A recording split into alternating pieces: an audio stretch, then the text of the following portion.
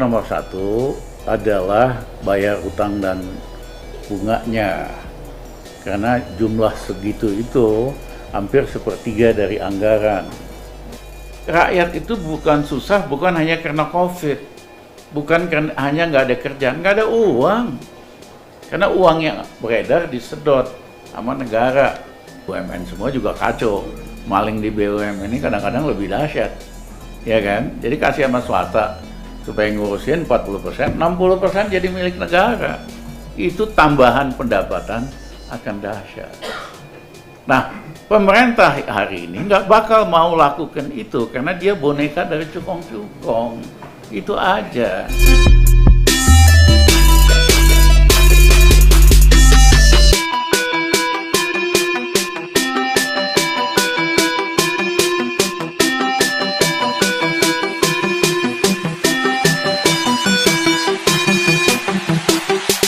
Saya mau bicara singkat saja di mana kita hari ini. Masih ada harapan apa enggak? And what next?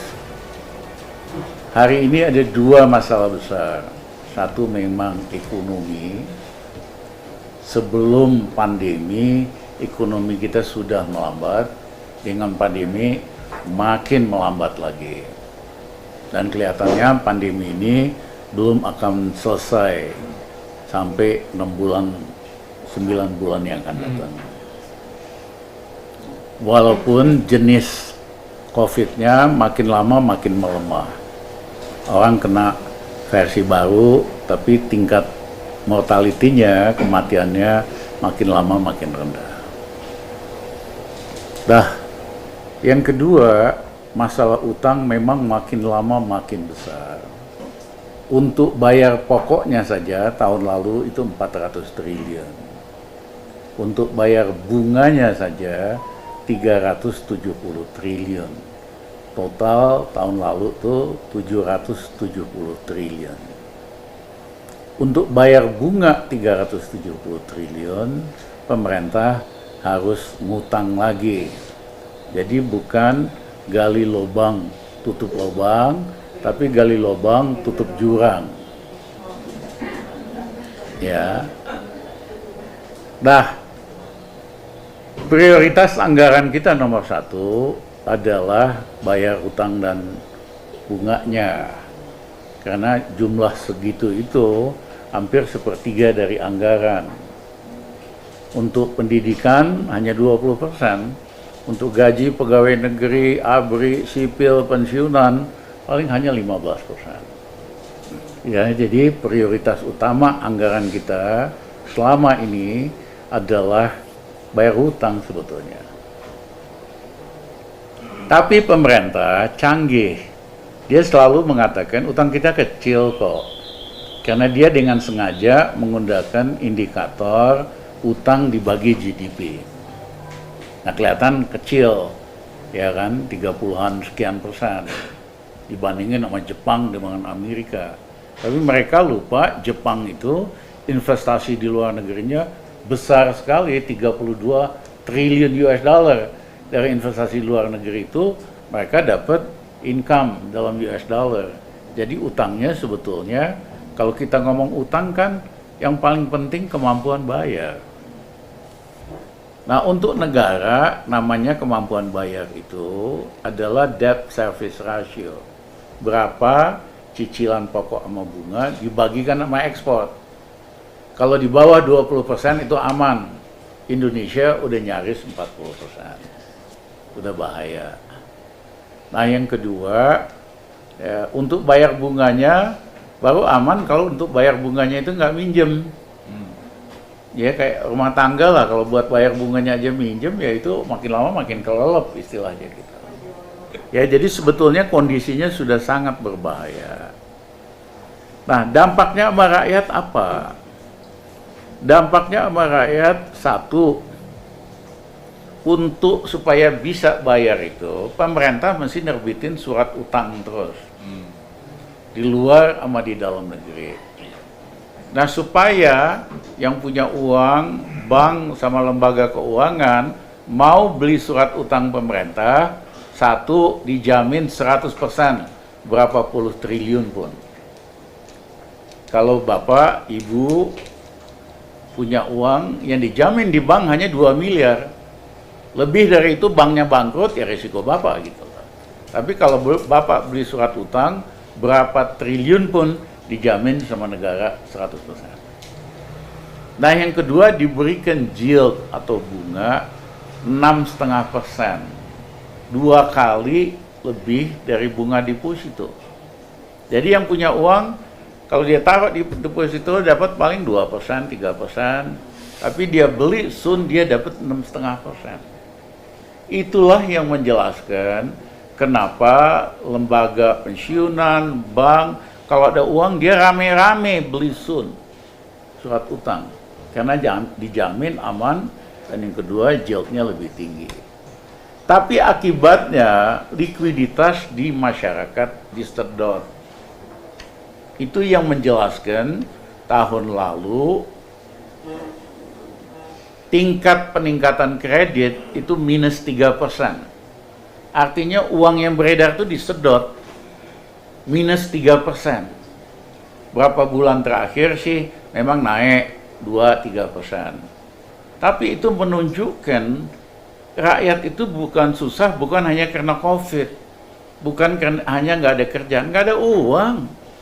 Karena uang yang beredar disedot sama negara.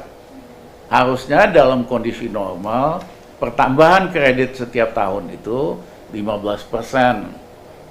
Ya, itu baru normal, jadi ada ekonomi berputar. Tapi kalau uang yang ada aja disedot, bagaimana ekonominya mau muter? Dampaknya apa? Dampaknya yang paling kena adalah golongan menengah. Golongan menengah di Indonesia kebanyakan pribumi, dia punya rumah, dia punya tanah, dia punya mobil. Cuman ditanya punya uang 25 juta mah kagak punya. Sehingga buat keperluan cashnya, dia mau nggak mau dia gadaikan lah. Tanahnya dia gadaikan, mobilnya dia gadein, rumahnya dia gadein gitu. Makin lama golongan menengah ini makin terperangkap di dalam hutang karena dia sehari-hari nggak punya uang cash. Tapi untuk golongan bawah lebih cilaka lagi. Yang bawah mau minjem ke bank nggak bisa, syaratnya banyak. Akhirnya minjem dari pinjaman online, pinjol. Bunganya sebulan 50%. Rata-rata rakyat ini minjemnya cuma 3 juta, 2 juta. 2 bulan pinjaman yang 3 juta udah jadi 6 juta. Belum lagi penalti lain-lain. Ya kan?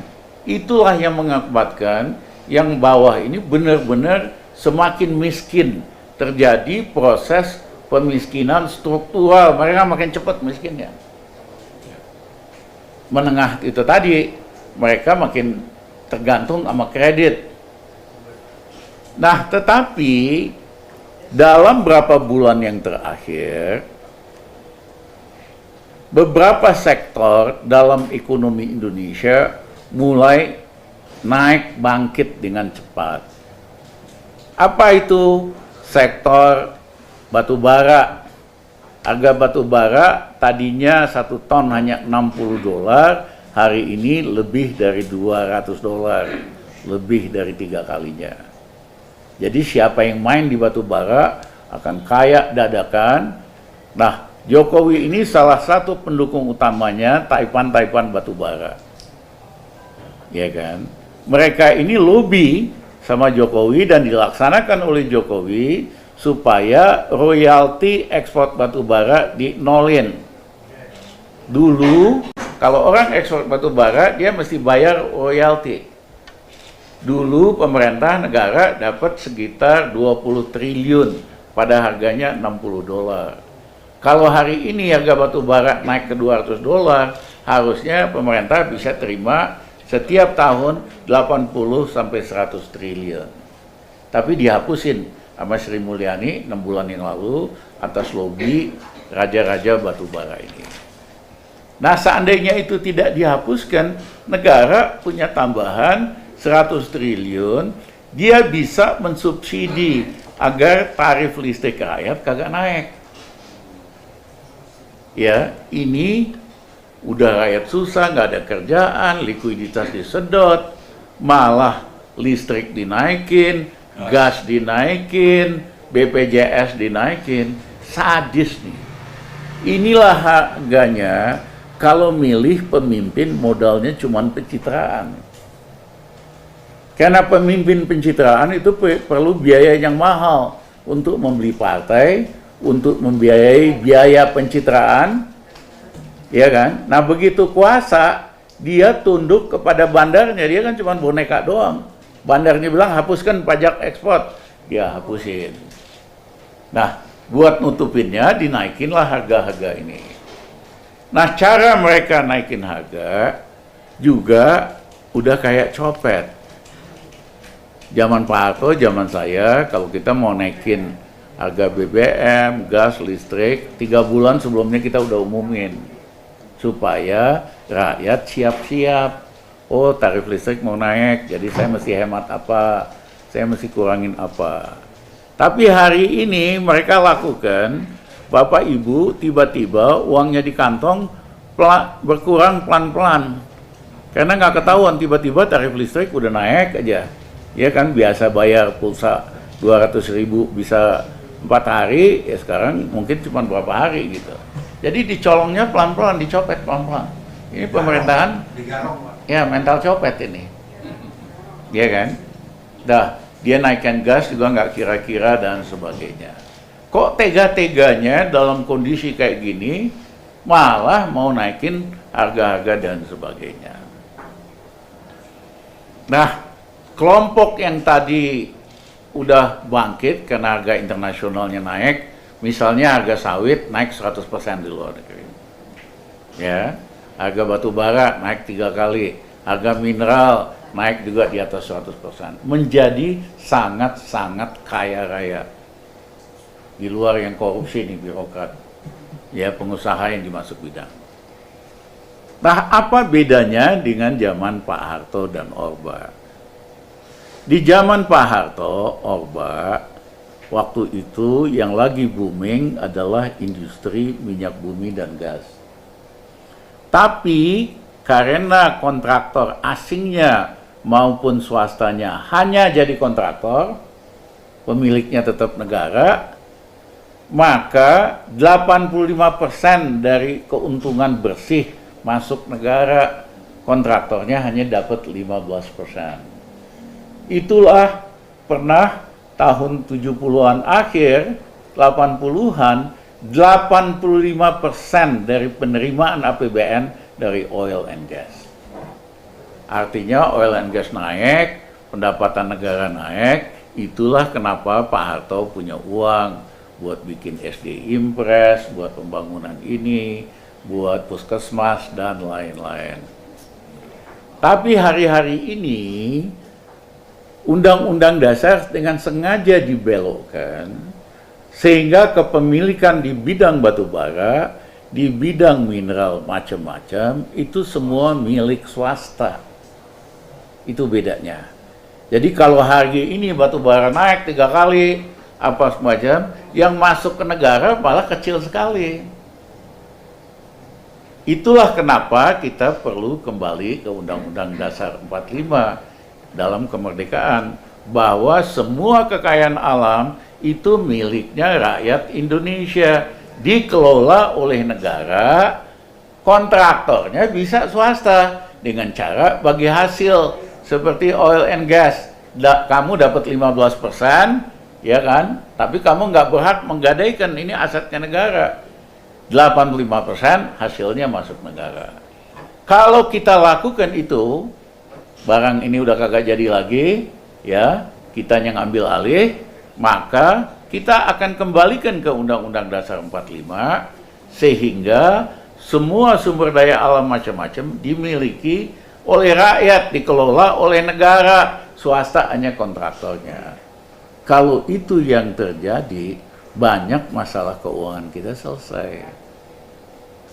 Ya, karena raja-raja ini kan kaya raya ratusan triliun, ya dapat dari beginian gitu loh. Yang sebetulnya berdasarkan Undang-Undang Dasar 45 itu milik kita, milik rakyat kita. Jadi itu satu tujuan strategis agar supaya betul-betul kita laksanakan Undang-Undang Dasar 45, seluruh kekayaan alam itu milik rakyat, dikelola oleh negara. Kalau itu yang terjadi, maka harga mineral, harga batu bara naik, langsung APBN kita gede, sehingga juga ketergantungan sama utang berkurang. Nah, yang kedua, bisa diselesaikan masalah utang ini. Bisa banget. Karena saya selalu berpikir out of the box, di luar cara biasa untuk menyelesaikan masalah. Misalnya tahun 2000, saya Menko Equin, Menteri Keuangan Kuwait datang sama saya, Dr. Ramli tolong saya dong, karena utang Indonesia kan nggak selesai-selesai. Jadi setiap tahun saya mesti laporan ke Parlemen Kuwait, lapor tentang utang Indonesia, begini begitu. Saya mesti apalin nih ekonomi Indonesia. Kamu bisa nggak? Kamu bayar dulu semua utang saya, sehingga saya nggak ditanya-tanya lagi. Nanti saya kasih utang baru. Saya bilang saya setuju, dengan syarat bunganya harus lebih murah. Setuju dia. Itu kan nuker bunga, pinjaman bunga mahal dengan bunga murah. Berapa lama kemudian dia datang, terima kasih banget, nggak usah ngapalin Indonesia lagi di Parlemen Kuwait. Dia bilang, Dr. Ramli, saya senang banget, I would like to give you a present. Saya pengen kasih kamu hadiah. What do you want? Saya bilang, saya gede di Bandung. Kalau saya pulang ke Bandung, lewat jalan tol, macet banget, bisa sampai ke daerah Dago sini. Bisa nggak kamu bikinin buat saya jembatan Pasopati layang? Yes, Dr. Ramli, we'll do it for you. Gratis. Jadi kalau Bapak Ibu lihat Pasopati, itu contoh bagaimana negosiasi out of the box. Saya kepengen banget otak kita ini nggak dilatih hanya otak kiri. Saya ini melatih selalu otak kiri, logika, rasional, macam-macam. Tapi itu nggak cukup. Kita mesti latih otak kanan kita, yaitu seni, keindahan, macam-macam, kreativitas. Saya bersyukur waktu di ITB saya pacaran, ya kan, sama mahasiswi arsitektur Kang Cece, yang jadi istri almarhum. Dia yang ngajarin saya ngelatih otak kanan, musik, seni, art, macam-macam, desain. Ya, dia yang memperkenalkan minimalis arsitektur di Indonesia, yang bikin Mega Kuningan. Nah, itu akibatnya kita jadi lebih balance, karena justru kekuatan orang Sunda adalah di otak kanan. Doyan seni, doyan kreatif, berani inovasi, ngambil sesuatu mode, dimodifikasi, bukan nyontek 100%. Bandung kan terkenal sekali. Ya, kalau orang hanya pintar otaknya, dia cuma jadi tukang, jadi mekanik.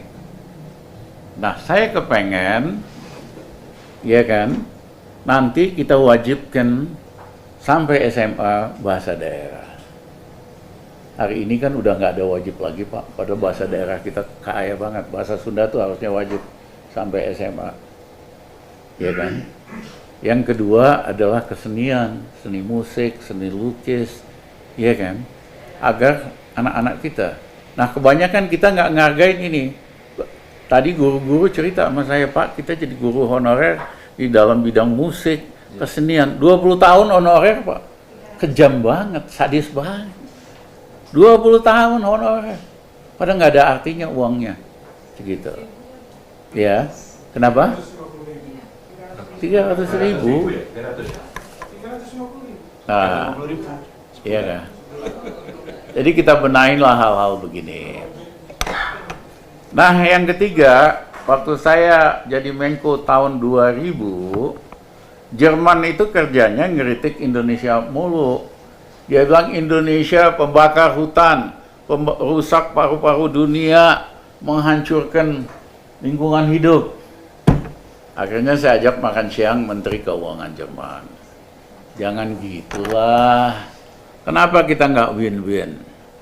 Dia bilang, maksudnya Dr. Ramli, saya sediakan 300.000 hektar. Saya garansi ini untuk konservasi. Nggak boleh dijadikan kebun sawit atau apa. Tapi kamu potong hutang kita 600 juta dolar dalam 5 tahap. Total itu 3 miliar dolar, kita sediakan 1,5 juta hektar. Setuju dia? Untuk pertama kalinya kita tukar itu. Iya kan? 300.000 kita konservasi, dia potong hutang kita 600 juta dolar. Sayangnya pemerintah Gus Dur jatuh habis itu, nggak dilanjutkan. Nah, hari ini soal lingkungan hidup itu isu nomor 1 di dunia. Mau Cina ke Eropa ke Amerika, yang mereka setuju hanya soal lingkungan hidup, soal lain mereka berantem lah antara mereka. Kita nanti, saya akan bicara sama si John Kerry, ya, menterinya Amerika urusan lingkungan hidup, bicara sama Jerman, Kanada, Jepang. Aku sediakan 30 juta hektar hutan untuk kita konservasi. Kita bikin panitia internasional supaya jangan tiba-tiba dialihkan fungsi atau apa gitu. Tapi kami minta dipotong utang Indonesia 60 miliar dolar. Pasti bisa. Dan saya nggak ngedongeng, because I've did that in the past. Jadi kalau kita lakukan itu, beban hutang kita itu akan berkurang dari teknik-teknik kayak tadi. Hutang mahal kita tukar, ya kita swap, kemudian kita swap hutang dengan alam, debt to nature swap, seperti yang kita lakukan itu, masalah hutang ini kita beresin lah. Yang ketiga, kita berlakukan Undang-Undang Dasar 45, semua tambang-tambang harus dikembalikan ke negara, harusnya dikembalikan ke negara, tahun-tahun ini harus dikembalikan. Tapi Taipan ini nyogok DPR, nyogok partai, supaya meloloskan Undang-Undang Mineral bersama Undang-Undang Omnibus Law. Sehingga mereka dapat perpanjangan kontrak 2 kali 10 tahun, 20 tahun. Nilai kontraknya itu ratusan miliar dolar. Mereka sogoklah partai, bisa sogok anggota DPR. Ya kan? Karena kalau enggak, mereka harus kembalikan ke negara dan terserah negara. Kita akan tetap kasih swasta 40%-nya. Ya, supaya kalau dikasih BUMN semua juga kacau. Maling di BUMN ini kadang-kadang lebih dahsyat. Ya kan? Jadi kasih sama swasta supaya ngurusin 40%, 60% jadi milik negara. Itu tambahan pendapatan akan dahsyat. Nah, pemerintah hari ini nggak bakal mau lakukan itu karena dia boneka dari cukong-cukong. Itu aja.